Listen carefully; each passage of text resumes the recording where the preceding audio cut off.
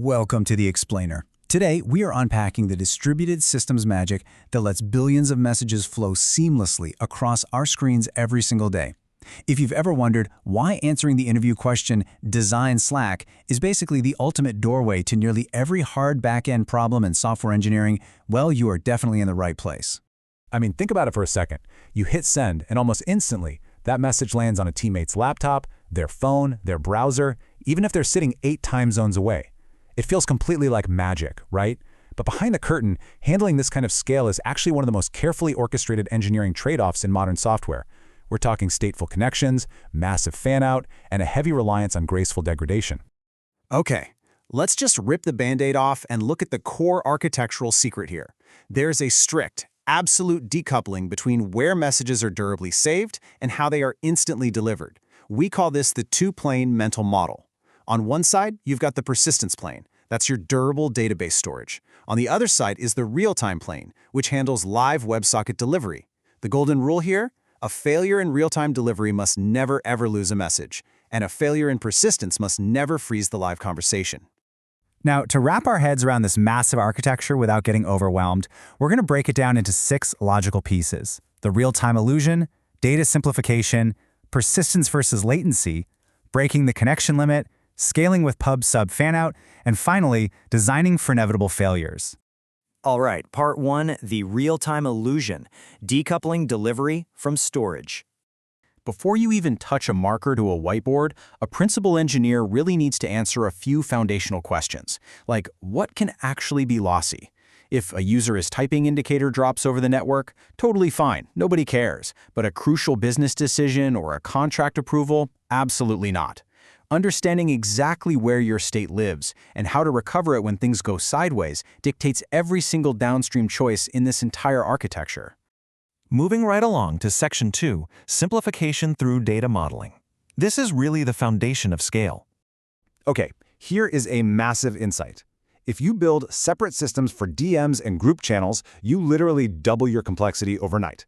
So what is a direct message? It's just a channel with exactly 2 people in it. Boom. By collapsing the core data model down to just a handful of primary tables, 5 tables to be exact, you completely eliminate duplicate code. And remember, the best code is no code, because code you don't write is code that can't break in production. Now, because a massive enterprise is going to produce millions of messages, a single database server will just melt under the pressure. The solution is sharding by workspace ID. This tenant isolation is basically the industry gold standard. Why? Because it guarantees every single read is blazing fast since it only hits a single shard. You do have to watch out for the whale tenant problem, when one giant corporation accidentally hogs all the CPU on a shard, but broadly speaking, this keeps your smaller startup customers safe from their massive neighbors. Section 3. Persistence beats latency, the ultimate architecture trade-off. So every real-time system basically has to pick a lane out of 3 communication patterns. Slack goes persistence first.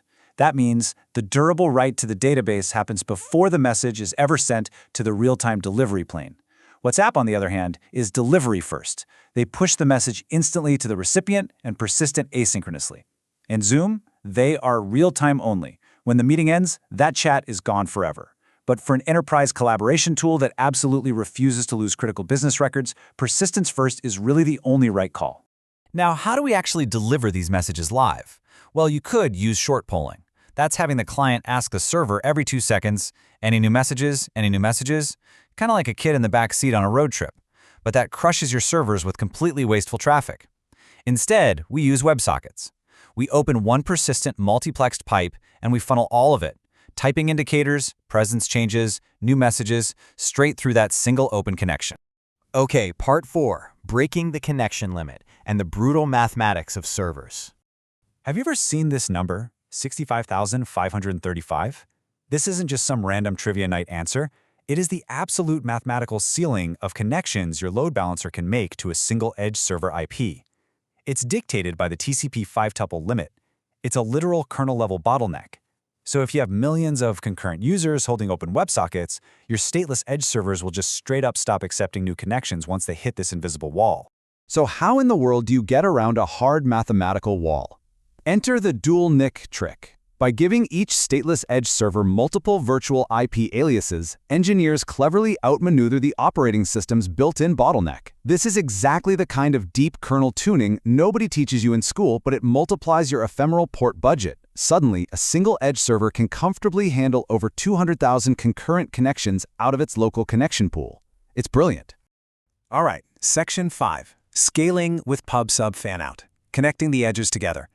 Let's say edge server A needs to send a message to edge server B.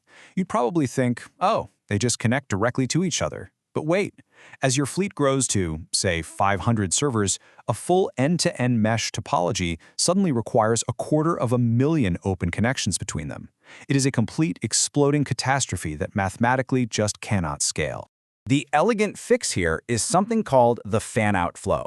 Decoupling servers using a topic-based pub/sub bus ensures your network traffic scales based on active conversations, not on the total size of your server fleet. You basically create one topic per channel. Now, standard Redis pub/sub actually failed at this scale because of their specific replay and reliability needs, so Slack custom-built their own system in Go for this, called Flannel, utilizing bounded channels, slog, and really strict back pressure. Finally, Section 6. Designing for failures.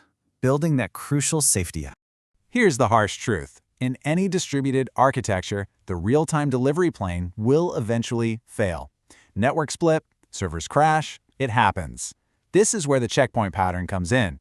If a WebSocket drops, the app uses its last known checkpoint to pull missing history directly from the persistence plane. It completely reconciles the real-time delivery with the durable database storage. It's fail-fast with graceful degradation in its absolute purest form. And what about duplicate messages? Imagine your internet lags, and you get frustrated and just furiously mash the send button 5 times. Well, your team only sees the message once, thanks to idempotency. Because every single message carries a unique client-generated UID, the database knows to simply ignore those accidental retries. It's an invisible feature, but it's totally essential. But look, you can't manage what you don't measure. If 10,000 clients try to reconnect at the exact same millisecond, you've got a reconnect storm that will absolutely nuke your connection balancer. You have to monitor your setup latency, keep an eye on publish lag, enforce exponential backoff, and export all these metrics constantly, especially when you start scaling this whole architecture out globally across multiple regions. To wrap up this explainer, I want to leave you with a question you can take to your own work. Whether you're building a live sports ticker, a massive multiplayer gaming lobby, or the next big enterprise tool, the variables will change, but this mental chassis remains exactly the same. What is your ultimate cost function?